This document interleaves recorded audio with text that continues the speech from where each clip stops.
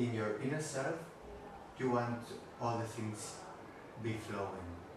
When one thing is stuck, it's like problems in your health, okay? And you want all the things flowing. And this is the same in the instructions. I say, do this posture, another, you do it always being in a little taking care of your body. For example, if I say just make this posture and I feel some pain in my shoulder, I can release my arm. That's no problem because I'm going to guide you. But the really master, the really teacher is yourself, because you know how you are. How are you today? How you feeling? If you have some problems in your lower back, I don't know, and I cannot know.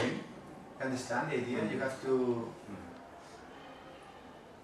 be careful with yourself.